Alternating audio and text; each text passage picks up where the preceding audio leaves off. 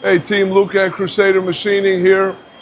Do you want to see an easy method I use to determine a starting point of a feed rate for a rough and finish turning tool?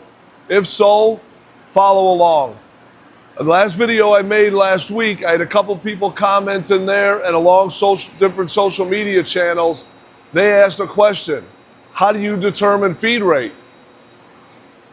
They're apparently a little bit in the beginning stages of our field, and they want to know, how do I determine a feed rate on a lathe? That's what we're going to cover. Hey team, Luke at Crusader Machining. As you can tell from that intro, we're going to be going over feed rates. I've covered it in the past on my channel in a couple different videos, and I've also covered it for Practical Machinists. You can go to either one of those and check them out. The reason I want to cover it now is last video I made, I had a couple DMs, couple comments over various social media channels asking, how do you determine your feed rate? A lot of the videos, I have a huge list of videos that I have planned to make. Some of those videos are ideas that I've had, other videos are ideas that my brother David has had, but also a lot of those ideas are messages that I get or comments on videos and socials where people say, hey, can you make a video on this? And if I get enough people to make it, I'm going to do the best I can to explain that.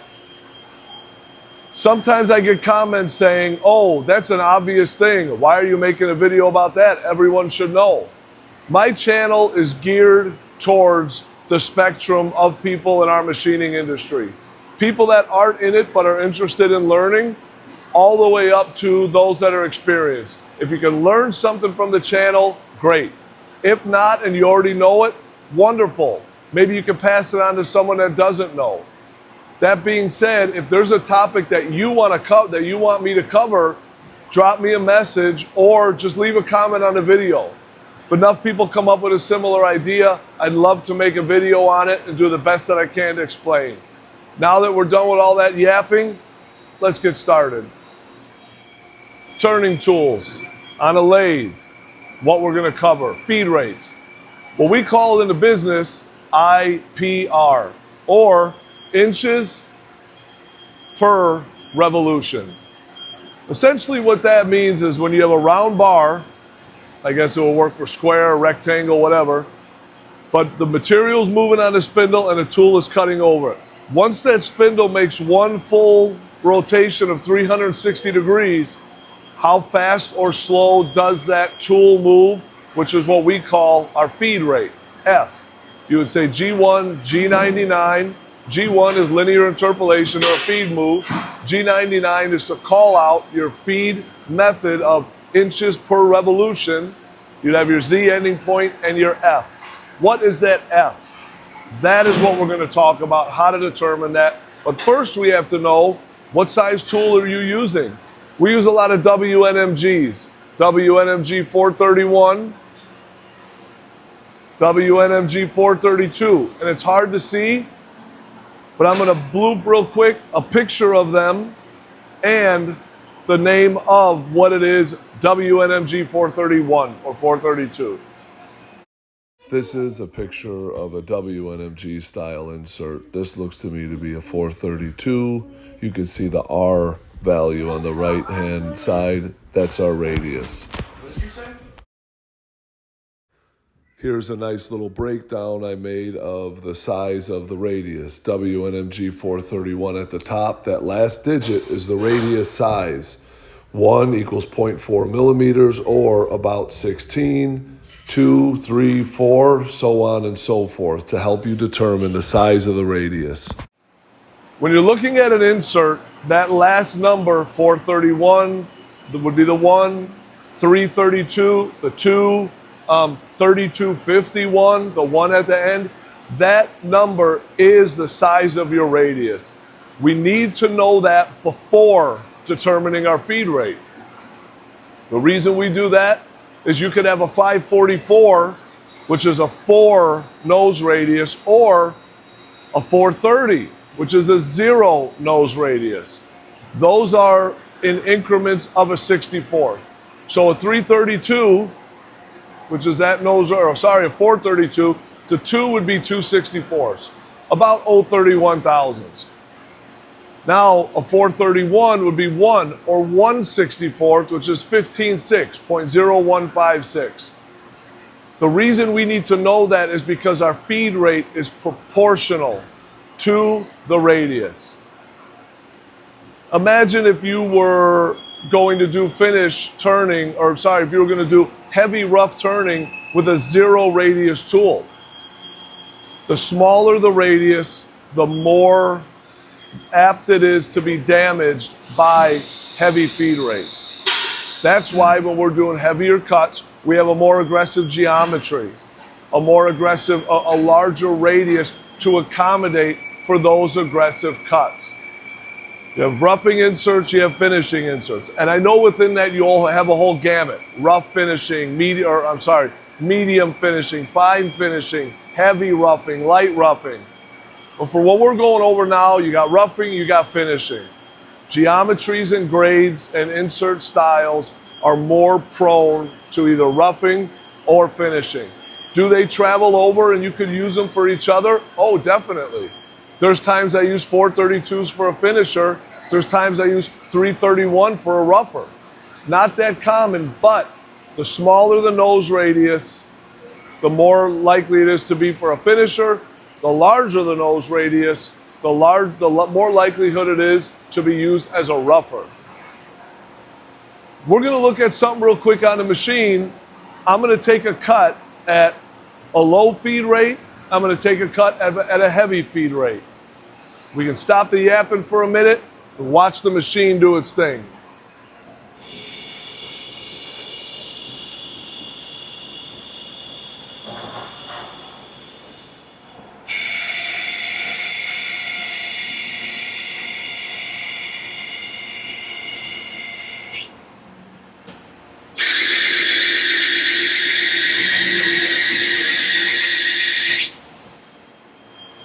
I absolutely love seeing that. I do it day in and day out, and I never get tired of watching these machines cut. Love it, genuinely blessed. But what we just saw was I fed at 0.010, 0.020, and 0.030. Now, what does that mean? That means my first feed rate, in my program I went G1, G99, Z location, F.010. Linear interpolation G1, G99, call it my IPR. My destination in Z, which depend on your part. Here, I went to Z negative 0.1. But my feed of 0.010 means every time my bar makes one full rotation, my turn moves 10 thousandths. And it doesn't do this. It's smooth as your bar is moving. The second one, I did 0.020 and then 0.030 ultimately. Now, how did I come up with those numbers? It's what I call the 1/3, 2/3 rule. It was what I was taught years ago. I follow it and I teach it. It is a loose starting point. The best thing that you're going to want to do is to contract your distributor or manufacturer to find out what they use. But say you have a 432 sitting on the shelf, you're doing some rough turning of some low carbon steel, you're getting ready to program it in by hand. What do? Go with a 1/3, 2/3 rule to start. 1/3 the nose radius minimum, 2/3 the nose radius maximum. The reason I went in there the last turn and did feed of 0.030 was because I wanted to go the full radius feed rate. Which isn't exactly the full. A 2 nose radius is 0.0312. I went 0.30. Close enough. Sometimes good enough is good enough. And that's what I did just to show you what it looks like, to show you that I could handle it. One of my past videos a few weeks back, I did push it to the limit, where I took a 431 and I fed it up to 50 thou per revolution. I actually phased out the spindle, stalled the spindle, alarmed out the machine because my depth of cut and my feed rate was too excessive. So If you're using a 1 nose radius, we're going to do a 1 nose radius. 1 divided by 64 is 0.0156. Let's say 0.015 for easy math. Your starting feed rate should be 1/3 minimum, which is 0.005 per rev. Your max feed rate should be 2/3 of the radius maximum. 2/3 of 15 is 10. 0.010 on a feed rate maximum. Which goes back to the beginning. The smaller the nose radius, the slower the feed. The bigger the nose radius, the bigger the feed. Now, a couple caveats here. One of them, your machine. Can your machine handle it? Number 2, what material are you cutting? If you're cutting something like wood or plastic, you could probably get a lot more aggressive with your feed rate. Now let's go the other side of the spectrum and say you're machining Hastelloy. I've never machined Hastelloy. I did Inconel once and it kicked my butt. Are you able to feed with those exotics the same way that you would with plastic? No. It might have a different set of rules. That's why you contact your manufacturer or your distributor. They can put you in touch with the right people that you have to. If I was to give any advice to someone that wants to know the feed rate, call the manufacturer. Sandvik, Iskar, Kennametal, Kyocera, whoever it would be. But within that, say it's a Saturday morning, you got to get this machine running. You know how to program, you're just not sure of a feed rate. Go the 1/3, 2/3 rule. The 1/3 I would start at and then slowly move it up or down from there. There's times that I've had to feed way less than 1/3 for whatever reason. There's times that I've been able to feed higher than the 2/3 for whatever reason. But it's a starting point.